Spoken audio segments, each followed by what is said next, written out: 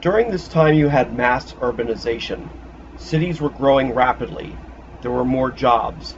People were leaving the farms. Mass transportation led to suburbs. You started to have the center of the city as manufacturing.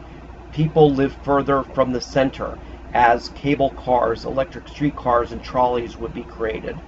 Between 1870 and 1920, urban growth went from 10 million to 54 million. Migration from the farms and abroad, and European immigrants retained their language and culture, but soon assimilated into mainstream American society. So the first generation usually kept their language, but their children would become acculturated to American society. However, there would be African American ghettos, Mexican barrios, Chinatowns, Italian sections. All this led to different types of segregation. With this urbanization, or you could argue that urbanization was caused due to the second phase of industrialization. In 1903, the Ford Motor Company was created, and in 1908, they developed the famous Model T. At first, only 10,000 cars, and there was an attempt to make cars less expensive for everyone, where you would have mass production with the same style and the same color. By the year 1914, 240,000 are built per year, the cost at only $490, and it was 1/4 of the previous cost in 1908, again to mass production. Part of this mass production and to become more productive was done through Frederick Taylor, known also as Fordism. Taylor studied work in factories. For example, when you are online in a mass production facility, one person does a specific task. So Taylor studied body motions, and he believed that if you increase efficiency, you reduce the cost. Therefore, the result would be increased productivity.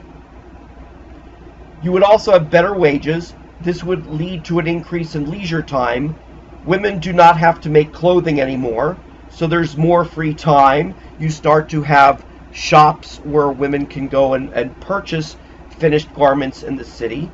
You would also have the growth of different types of sports leagues. The National League of Professional Baseball Clubs was created in 1876. In 1903, you had the first World Series. And by the way, the U.S. is not necessarily a melting pot. It is a tossed salad which led to pluralism. When I say a tossed salad, there's a sea of green, but then you have your cucumbers, your olives, and everything else. So there's all different ethnicities. And we don't all blend together. Some people cling to their same ethnicities. There is definitely racism still alive in the United States. So the African American population has not completely blended with the white population as you would have, let's say, Germans, Poles, French, who are all white. They generally assimilated. But again, when you look at racist attitudes that still comply, you have not had a full melting pot in the United States. Progressivism is urban-based reform versus what we studied earlier with populists who were rural reformers.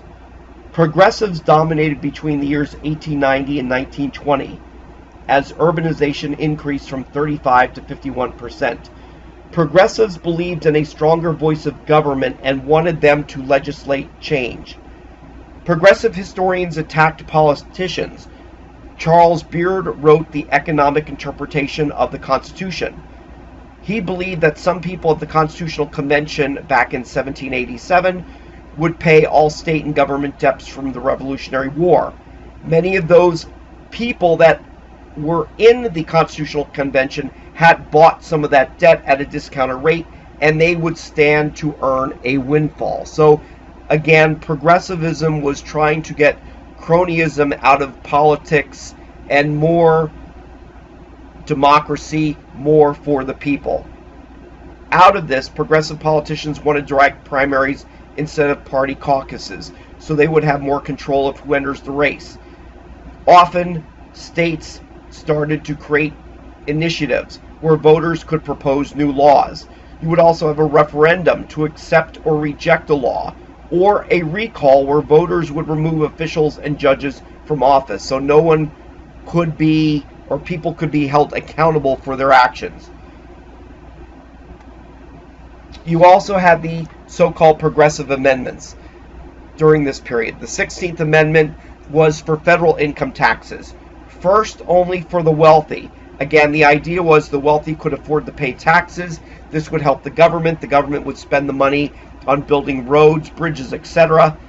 The 17th Amendment was a direct election of senators. Prior to this, in the original Constitution, senators were selected by the state legislatures, and now senators would be directly elected by the populace. In the 18th Amendment, you had prohibition. Remember, we talked about Protestant nativists who were against alcohol consumption. So this led to prohibition in the 18th Amendment. And then finally, the 19th Amendment, after World War I, women would gain the right to vote in the year 1920.